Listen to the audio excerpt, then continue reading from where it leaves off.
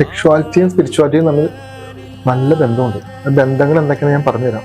നമ്മൾ ഇതിനെ സദാചാര ബോധത്തോടെ മറച്ചു വെക്കാനോ നാണക്കേട് ഉപയോഗിച്ച് പറയാതിരിക്കുന്നതിന്റെ കാര്യമില്ല. കാരണം ശിവൻ, പാർവതി ഉണ്ട് ശിവൻ. അപ്പൊ നമ്മൾ ആ ഒരു സങ്കല്പം നോക്കുമ്പോൾ ഏതൊരു സ്ത്രീയും ഏതൊരു പുരുഷനും വളരെ കറക്റ്റ് റൂട്ടിൽ കൂടെ അല്ല പോകുന്നത്. ഇനി നമ്മൾ മെഡിറ്റേഷനുകളോ സാധനങ്ങളോ മന്ത്രങ്ങളോ ചെയ്യാൻ പാടില്ല. നമ്മളെ കൃത്യമായി നോക്ക് ചെയ്തു നമ്മുടെ ഈ പറയുന്ന ബീജം നമ്മൾ എത്രത്തോളം നമ്മുടെ ഉള്ളിൽ നമ്മൾ ഹോൾഡ് ചെയ്യുന്നു അത്രത്തോളം നമ്മൾ പവർഫുൾ ആയിരിക്കും ചെയ്യും. കാരണം ഈ സ്പിരിച്വാലിറ്റിയില് ബ്രഹ്മചര്യം എന്ന് പറഞ്ഞൊരു ടേമുള്ളത്, അല്ലെങ്കിൽ അങ്ങനെ ഒരു വിഭാഗമുള്ളത് ബ്രഹ്മചാരികൾ. അപ്പൊ ഈ ബ്രഹ്മചര്യം ചെയ്തു കഴിഞ്ഞാൽ ജീവിതത്തിൽ അതീവ ശക്തികൾ ലഭിക്കുമോ? സെക്ഷൽ ഊർജത്തിലൂടെ കൈമാറ്റം ചെയ്യപ്പെടുന്നത് ശാപമാണ്. എന്റെ പങ്കാളിയെ അടുത്ത നിമിഷം കൊണ്ട് തകരാൻ തുടങ്ങും. അവൻ ലൈഫിൽ രക്ഷപ്പെടാൻ നടക്കൂല, മനസ്സിലായോ?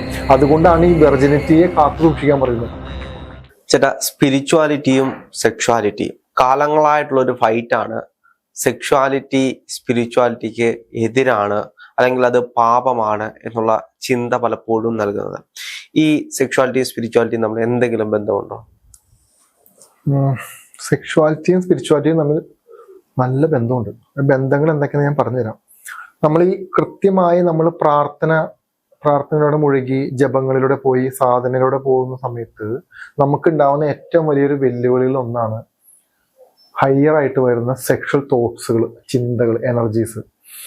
അതായത് നമ്മളിപ്പോൾ ഞാൻ എന്ന് പറയുന്ന വ്യക്തി കൃത്യമായി മെഡിറ്റേഷനും സാധനങ്ങളും മറ്റു കാര്യങ്ങളും ഉപയോഗിച്ച് മുന്നോട്ട് പോകുന്ന സമയത്ത്, ഞാനെന്നല്ല ആരാണെങ്കിലും കൃത്യമായിട്ട് ഉപയോഗിച്ച് പോകുന്ന സമയത്ത് നമ്മളിലോട്ടുള്ള ആകർഷണം ഭയങ്കരമായിട്ട് കൂടും. മറ്റുള്ള ആളുകൾക്ക് നമ്മളോടൊരു താല്പര്യം ജനിക്കും, നമുക്കും തിരിച്ചങ്ങോട്ട് താല്പര്യം ജനിക്കും. എന്ന് വേണ്ട നമുക്ക് ഇതിനെ കൺട്രോൾ ചെയ്യാൻ പറ്റില്ല. എന്ന് പറയാൻ കാരണം പറഞ്ഞു കഴിഞ്ഞാൽ നമ്മുടെ ഉള്ളിലുണ്ടാവുന്ന ഈ എനർജീനെ, ഇത്തരത്തിലുള്ള ഈ സ്പിരിച്വൽ എനർജീനെ നമുക്ക് ബാലൻസ് ചെയ്യാൻ പറ്റില്ല. ഇത് ബാലൻസ് ചെയ്യലാണ് ഈ ലോകത്തിലുള്ള ഏറ്റവും വലിയ ടാസ്കുകളിൽ ഒന്ന്. ഏതൊരാളുടെ ലൈഫിനെ എടുത്തു നോക്കിക്കോ, ബുദ്ധന്റെ ലൈഫ് എടുത്ത് നോക്കിക്കോ, എന്തുമാത്രം പരീക്ഷണങ്ങളിലൂടെ കടന്നുപോയി. സെക്ഷുവാലിറ്റിയിലൂടെ പല ആളുകൾക്കും ഇതേപോലെ പ്രതിബന്ധങ്ങൾ വന്നിട്ടുണ്ട്. അപ്പൊ എന്തുകൊണ്ടായിരിക്കും വളരെ സ്പിരിച്വൽ ആയ ഒരു വ്യക്തിക്ക് എന്തുകൊണ്ടായിരിക്കും സെക്ഷുവൽ ആയിട്ടുള്ള കാര്യങ്ങൾ തടയാൻ പറ്റാത്തത്? അതിന്റെ കാരണം എന്താണെന്ന് പറഞ്ഞു കഴിഞ്ഞാൽ നമ്മുടെ ഭൂമിയിലെ ലോ അനുസരിച്ചിട്ട് നമ്മളൊരു അടുത്ത ഗ്രേഡിലോട്ട്, നമ്മുടെ മൂലാധാരത്തിൽ നിന്നും എനർജി മുകളിലോട്ട് ഉയരുന്ന സമയത്ത് നമ്മൾ എങ്ങനെ അടിച്ച് താഴെയിടാന്നുള്ള മുഴുവൻ നെഗറ്റീവായ തോട്ട്സുകളും നെഗറ്റീവ് എനർജികളും അടുത്ത നിമിഷം മുതൽ പ്രവർത്തിക്കാൻ സാധിക്കും. നമ്മളൊരു മനുഷ്യന്റെ ഏറ്റവും ചാബല്യമായ ഒരു കാര്യമാണ് സെക്ഷുവാലിറ്റി. നമ്മൾ ഇതിനെ സദാചാര ബോധത്തോടെ മറച്ചു വെക്കാനോ നാണക്കേട് ഉപയോഗിച്ച് പറയാതിരിക്കുന്നതിന്റെ കാര്യമില്ല.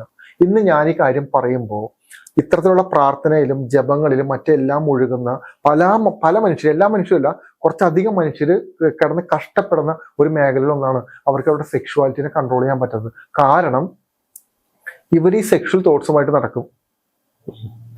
അതായത് അതിനെ കൺട്രോൾ ചെയ്യണമല്ലോ.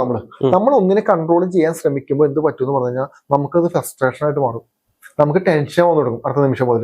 കാരണം ഇത് നമുക്ക് മാനേജ് ചെയ്യാൻ പറ്റില്ല. ഇത് ബയോളജിക്കലി ഒരു പ്രോസസ്സാണല്ലോ. പക്ഷെ ഇവിടെ ബയോളജിക്കലായി പ്രോസസ്സ് ചെയ്താൽ എന്ത് സംഭവിക്കും? അവിടെയാണ് അതിന്റെ പ്രശ്നം. നമ്മൾ വിവാഹം കഴിച്ച പെൺകുട്ടിയായിട്ടാണെങ്കിൽ നമുക്ക് അതിനകത്ത് വലിയ പ്രശ്നങ്ങളില്ല. വലിയ പ്രശ്നങ്ങളല്ല, ഒരു പ്രശ്നങ്ങളുമില്ല. കാരണം ശിവൻ, പാർവതി ഉണ്ട് ശിവന്. അപ്പൊ നമ്മൾ ആ ഒരു സങ്കല്പം നോക്കുമ്പോൾ ആ ഒരു സങ്കല്പം കറക്റ്റാ. നമ്മുടെ സ്പിരിച്വൽ ലൈഫിനും നമ്മുടെ ഇത്തരത്തിലുള്ള നമ്മുടെ പേഴ്സണൽ ലൈഫിനും നമുക്കൊരു പങ്കാളി എന്ന് പറയുന്നത് ഉത്തമമാണ്. നമുക്ക് പല ഗുരുക്കന്മാരെടുത്ത് നോക്കിയാലും ഇവരെല്ലാവരും മാരീഡ് ആയിരുന്നു, വിവാഹം കഴിച്ച് ജീവിച്ചിരിക്കുന്ന വ്യക്തികളായിരുന്നു. പക്ഷേ നമ്മൾ മറ്റൊരു സ്ത്രീയുമായിട്ട് നമ്മളുടെ ഒരു ഇത്തരത്തിലുള്ള ഒരു ലൈംഗികമായ റിലേഷൻ കീപ്പ് ചെയ്യാൻ പോയാൽ മനസ്സിലാക്കിക്കോ, നിങ്ങൾ അതുവരെ കഷ്ടപ്പെട്ട് ഡെവലപ്പ് ചെയ്ത നിങ്ങളുടെ ഊർജത്തെ നേരെ ആ സ്ത്രീയിലോട്ടായിരിക്കും കൊടുക്കുന്നത്. ആ സ്ത്രീ രക്ഷപ്പെടും. നിങ്ങൾ ഏത് അളവിൽ നിന്നാണ് തുടങ്ങിയ അതേ അളവിൽ നിങ്ങൾ തിരിച്ചെത്തും. നിങ്ങൾ പിന്നെയും ചെല്ലും, പിന്നെ നിങ്ങൾ അതേ അളവിൽ തിരിച്ചെത്തും. നമ്മൾ നമ്മുടെ ചക്രകളെ നമ്മൾ ഉണർത്തുന്നതും നമ്മുടെ ഇത്തരത്തിലുള്ള എനർജീസിനെ നമ്മൾ ഡെവലപ്പ് ചെയ്യുന്നതും വളരെ കഷ്ടപ്പെട്ട. അതിരാവിലെ എഴുന്നേറ്റ് കാര്യങ്ങൾ ചെയ്ത് നമ്മുടെ കർമ്മപരമായ കാര്യങ്ങൾ, നമ്മുടെ ഉത്തരവാദിത്തങ്ങൾ, നമ്മൾ മറ്റുള്ള മനുഷ്യരുടെ നെഗറ്റിവിറ്റി കിട്ടാതെ കുറെ കാര്യങ്ങൾ ശ്രമിച്ചാലാണ് നമുക്ക് ആ പോയിന്റ് എത്താൻ പറ്റുള്ളൂ. അപ്പൊ നമ്മൾ ഈ പറഞ്ഞ ഈ സമയത്ത് നമുക്ക് ഈ പറയുന്ന സ്ത്രീകളുമായിട്ട് നമ്മൾ ബന്ധപ്പെടും. അത് ഏത് സ്ത്രീകൾ വേണമെങ്കിലും ആവാം, മനസ്സിലായോ? ബന്ധപ്പെട്ട് കഴിഞ്ഞാൽ നമ്മൾ അടിച്ചു കുത്തി നമ്മൾ താഴെ വീഴും. അവിടെ മുതൽ നിങ്ങൾ വിചാരിച്ചോ നിങ്ങൾക്ക് സാമ്പത്തികമായ പ്രശ്നങ്ങൾ, മാനസികമായ പ്രശ്നങ്ങൾ, കുടുംബത്തിലെ പ്രശ്നങ്ങൾ, നിങ്ങളുടെ സെക്ഷുവാലിറ്റിയെ ബാധിക്കാൻ തുടങ്ങും. എന്ന് പറഞ്ഞു കഴിഞ്ഞാൽ ഇത്തരത്തിലുള്ള ഹൈ എനർജി വരുന്ന സമയത്ത് നിങ്ങളുടെ എനർജി ഡെവലപ്പ് ആവുന്ന സമയത്ത്, അതായത് ഇപ്പം നമ്മൾ മന്ത്രങ്ങളൊക്കെ ജപിച്ച് കുറേ നാളുകൾ കഴിഞ്ഞ് കഴിയുമ്പോൾ നമുക്ക് ഈ വൈബ്രേഷൻ നമ്മുടെ ബോഡിയിൽ വരും. ഈ സമയത്ത് നിങ്ങൾ ഏതെങ്കിലും കർമ്മദോഷമുള്ള, ശ്രദ്ധിച്ച് മനസ്സിലാക്കണേ, എല്ലാ സ്ത്രീകളുടെയും എല്ലാ പുരുഷന്മാരുടെ കാര്യമല്ല പറയുന്നത്.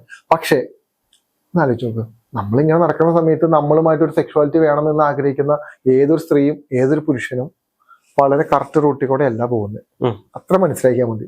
അല്ലെങ്കിൽ തോന്നില്ലല്ലോ, ഇപ്പൊ നമ്മൾ വഴിക്കൂടെ നടക്കുമ്പോൾ നമുക്ക് തോന്നും ഏതെങ്കിലും പെൺകുട്ടികളോടോ അല്ലെങ്കിൽ ഏതെങ്കിലും സ്ത്രീകൾക്ക് പുരുഷന്മാരോടോ ഇല്ല. നമ്മുടെ പാർട്ട്നേഴ്സിനോട് മാത്രം തോന്നുന്ന വളരെ പ്യുവർ ആയിട്ടുള്ള റിലേഷൻഷിപ്പുകളാണത്.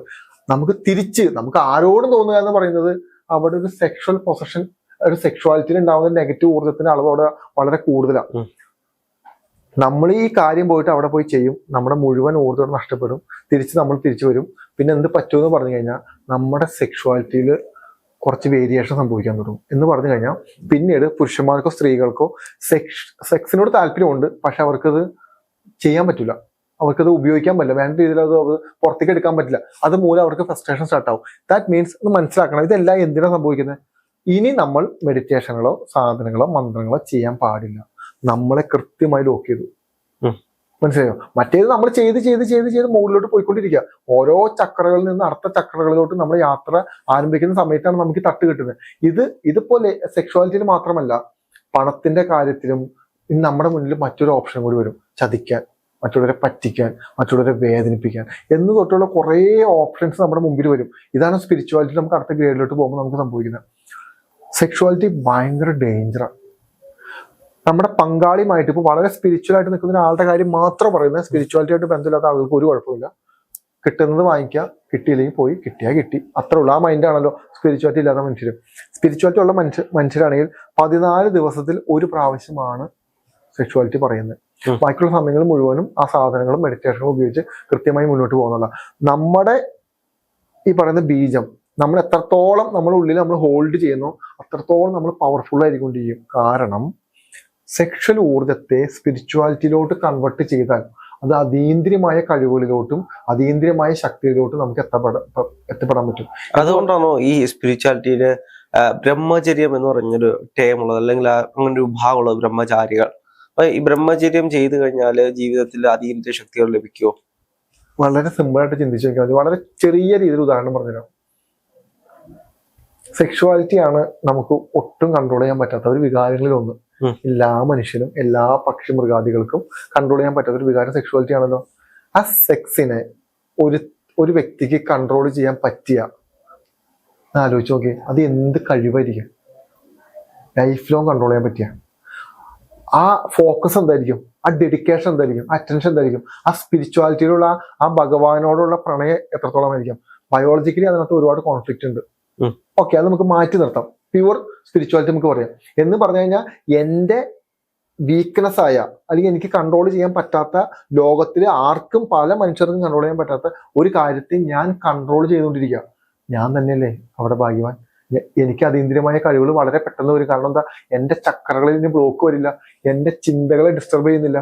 മനസ്സിലാവും? എന്നാണോ നമ്മുടെ ഉള്ളിലുള്ള തോട്ട്സുകളെ നമുക്ക് മാനേജ് ചെയ്യാൻ പറ്റുന്നത്, എന്നാണോ നമ്മുടെ ശരീരത്തെ നമുക്ക് കൺട്രോൾ ചെയ്യാൻ പറ്റുന്നത്, അവനാണ് ഭഗവാൻ. ആണല്ലോ. ഈ സെക്ഷുവാലിറ്റിയെ കൺട്രോൾ ചെയ്യുന്നവൻ അടുത്ത ഘട്ടത്തിലോട്ട് ഭഗവാന്റെ സന്തോഷമായിട്ട് മാറും. ഇതെല്ലാം എല്ലാ ഗുരുക്കന്മാരും എല്ലാവരും ചെയ്യുന്നത്. എന്ന് പറഞ്ഞാൽ അത് നമ്മുടെ എനർജിനെ ഒരു കാരണവശാലും ഡൗൺ ചെയ്യാൻ അനുവദിക്കരുത്. നമ്മുടെ എനർജി മറ്റൊരാൾക്ക് പുഷ് ചെയ്യാൻ പാടില്ല. മനസ്സിലായോ? നമ്മുടെ ഒരു ഭാര്യയാണ് അല്ലെങ്കിൽ ഭർത്താവാണെങ്കിൽ ഓക്കെ, അതിനകത്ത് വേറെ യാതൊരു പ്രശ്നങ്ങളും ഇല്ല. അല്ലാത്ത കാര്യങ്ങൾ ചെയ്താൽ, അതായത് രാഹുല് എൻ്റെ അടുത്തോട്ട് വരുന്ന പകുതി പ്രശ്നങ്ങളും ഞാൻ അവരോട് ചോദിക്കാറുണ്ട്. ഓക്കെ, നിങ്ങൾക്ക് ഇതിനു മുന്നേ എന്തായിരുന്നു റിലേഷൻഷിപ്പ്, ഈ റിലേഷൻഷിപ്പ് അതിനുശേഷമല്ലേ നിങ്ങൾക്ക് പ്രശ്നങ്ങൾ സ്റ്റാർട്ട് ചെയ്തത്? ആണ്, അതിനുശേഷമാണ് പ്രശ്നങ്ങൾ സ്റ്റാർട്ട് ചെയ്തത്. ഇപ്പം നിങ്ങൾ വീഡിയോ കാണുന്ന ആരും എടുത്ത് നോക്കിയപ്പോൾ നിങ്ങളുടെ ജീവിതത്തിൽ വളരെ നെഗറ്റീവായ പ്രശ്നങ്ങൾ സ്റ്റാർട്ട് ചെയ്തത് നിങ്ങൾ ശരിക്കും എടുത്തു നോക്കിയോ എപ്പോഴാണ്? നിങ്ങളുടെ ലൈഫിൽ ഏതെങ്കിലും ഒരു പാർട്ട്ണർ വന്നു പോയതിനു ശേഷമായിരിക്കും, ഒരു പങ്കാളി വന്നു പോയതിനു ശേഷമായിരിക്കും. വെറുതെ പോയതിനു ശേഷമല്ല, സെക്ഷുവാലിറ്റി നടന്നിട്ടുണ്ടാവും, അവിടെ ഇന്റർകോഴ്സ് നടന്നിട്ടുണ്ടാവും. ഈ സമയത്തായിരിക്കും ഈ വിഷയം സംഭവിച്ചിരിക്കുന്നത്. സെക്ഷൽ ഊർജത്തിലൂടെ കൈമാറ്റം ചെയ്യപ്പെടുന്നത് ശാപമാണ്, ദോഷമാണ്. അതായത് ഞാൻ വളരെ ദോഷവും കർമ്മങ്ങളും തലയിൽ വാങ്ങി വെച്ചിരിക്കുന്ന വ്യക്തിയാണെങ്കിൽ ഞാൻ എൻ്റെ പങ്കാളിക്ക് അത് കൊടുക്കുന്നത്. എൻ്റെ പങ്കാളിയെ അടുത്ത നിമിഷം പോലെ തകരാൻ തുടങ്ങും. അവരുടെ ലൈഫിൽ രക്ഷപ്പെടാൻ നടക്കൂല. മനസ്സിലായോ?